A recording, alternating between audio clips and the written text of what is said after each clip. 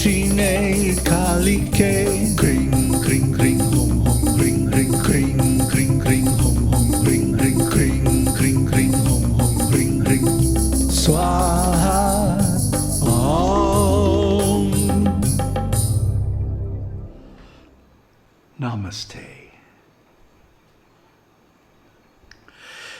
So, I've been on this spiritual path, consciously, deliberately, since the age of 3. I discussed that in one of our earlier videos. So 70 years of work on myself in the spiritual context, not the religious, but spiritual context, has brought me to a place where I have what I feel is the highest view. Why do I think it's the highest view? Because it explains everything, both the material world and the spiritual world, in a very simple, direct, and straightforward way. And in this short video, no more than 15 or 20 minutes, I'm going to explain this view, which penetrates our entire series of videos and underlies all of our other views and makes them make sense and also be practical. So if you haven't already, you should download the index document. That's a link listed in the video description. And this will show you the tremendously broad range of studies that we've gone through, well, just in the last 10 years or so. And of course, before that, there were many others. But the point is, we have gone into every major spiritual teaching in the world and studied with native masters in their native country and culture. And then bringing that all back home and summarizing it and contemplating it, and thinking about it for many years, of course, along with doing all the practices, I have finally come to what I consider the highest view, the final conclusion of knowledge.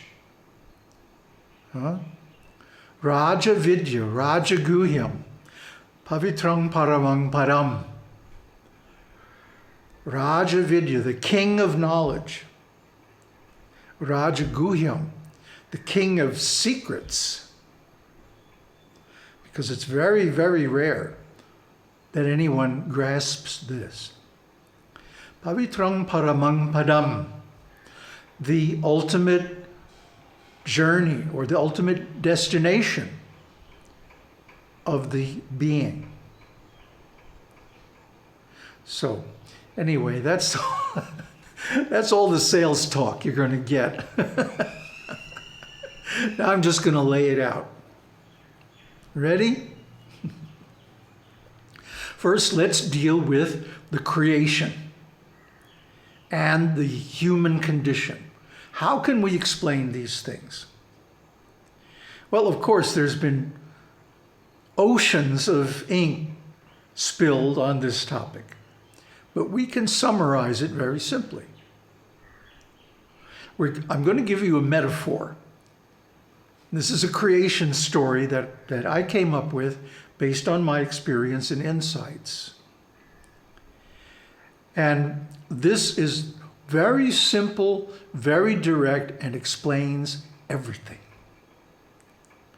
But remember, it's a metaphor, okay? It's not the absolute truth, but it's a model that allows you to behave in the same way as the absolute truth. So what is it? Okay. There's Brahman. And Brahman is the non-dual absolute.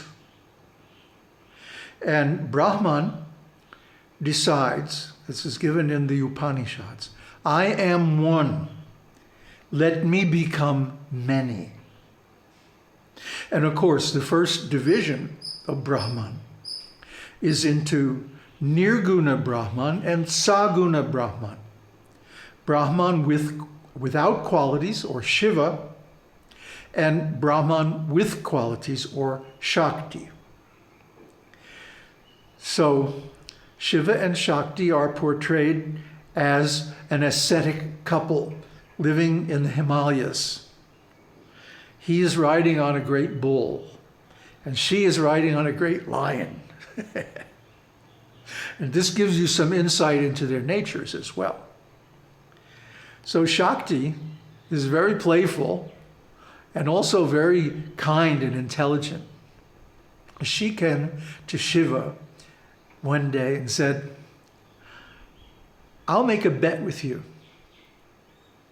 I bet I can put you into so much Maya that you can't get out. I can put you into so much conditioning, so much illusion, that you won't be able to get out unless I let you out.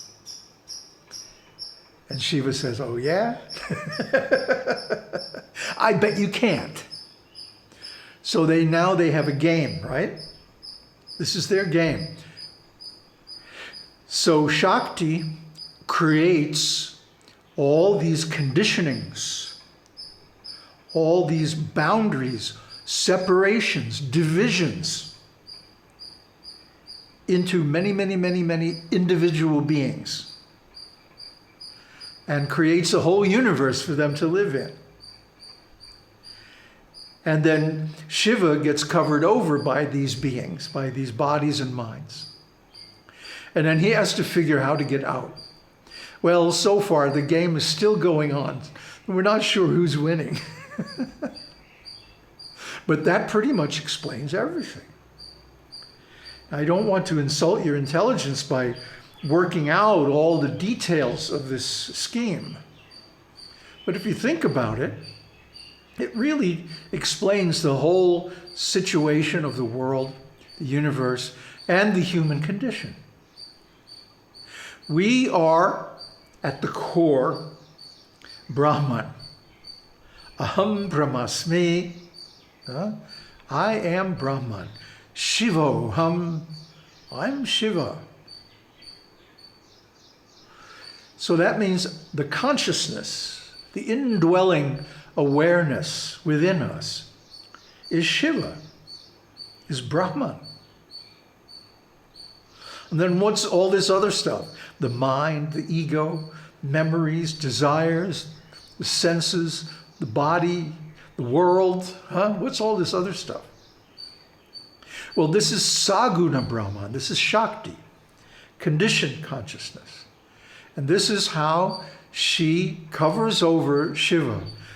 This is called Upadhi.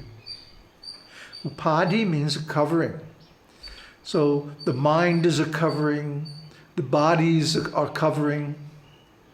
And according to the teachings of the Vedas, there are 5 bodies, 5 sheaths or koshas covering the Atma or Shiva. And they are, of course, the Annamaya kosha, the food body, the gross material body, the Pranamaya kosha, the energy body, Manomaya kosha, the mental body, the Jñāna-maya kosha, the intelligence or will or desire or intention body, and Anandamaya kosha, the bliss body, which is pure consciousness. So we all have these 5 bodies. Now, only the gross body, the Annamaya kosha, this bag of bones and meat, other stuff, only this is subject to death. The other 4 bodies are not subject to death. So what happens is we go through a whole lifetime, And then when the gross body falls off or passes away, death is what we call it. But it's not a total death. The other four bodies are still there. Energy, mind, intelligence, and consciousness. And they go to a state called the between lives state. You might think of it as, what's that concept in Christianity? Purgatory. And in purgatory, or the between lives state, there's something called the judgment. Now, the judgment is not like you go before a court and have to testify and all this. This all happens within. And it's very simple. We talked the last time about how the goddess is a desire tree, a kalpa-vriksha. Kalpa-vriksha, and we told a story about a traveler. And because a kalpa-vriksha gives any wish, any desire, if you have a material desire, you turn right around and go back into the material world and create another body, and so on. But if your wish is only for spiritual things, without any material desires, then you get to go higher, out of the between lives state and into the pure creation. And we talked about the pure creation extensively in the series on Lakshmi Tantra. So the pure creation, everybody there is really self-realized. And of course, all the gods and all their servants and all the pure devotees, all the self-realized souls, they all live there with Shiva and Shakti. And they live like that. They can stay there as long as they want, up until the end of the material creation, which is like a long, long time. So, that's the whole thing. That's it. The material world, the gross body, is full of suffering, primarily because it's temporary. So everything in this world is temporary. Everything material has a beginning, a middle, and an end. And there's no way to avoid that. But in the spiritual world, or Vaikuntha, or heaven, or paradise, Fardis, or whatever you want to call it, there is no changing of the body. And you can have whatever body you want, because it's a desire tree. Yeah, a kalpa-vriksha.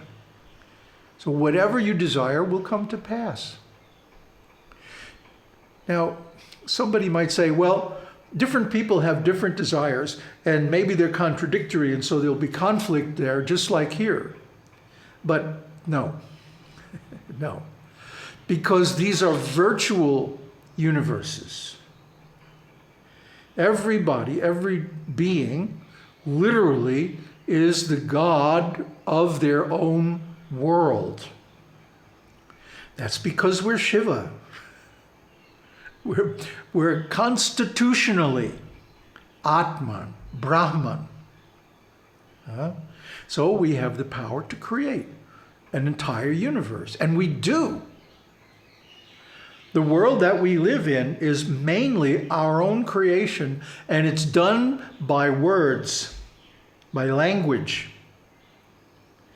Name and form, nama rupa. All the scriptures, both Hindu and Buddhist and Jaina and so many others, they all say this. In the beginning was the Word. So the Word is how the universe is created. according to our wishes, according to our desires. So everybody is actually living in their own subjective little world.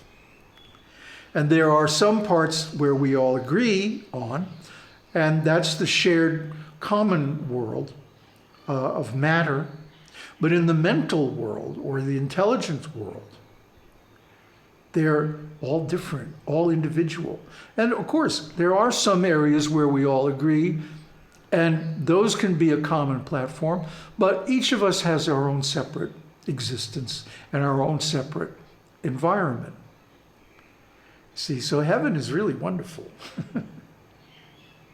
We get whatever we want, and we get to be in the presence of God and Goddess, Shiva Shakti. So this is it. This is the whole view. That's all there is to it.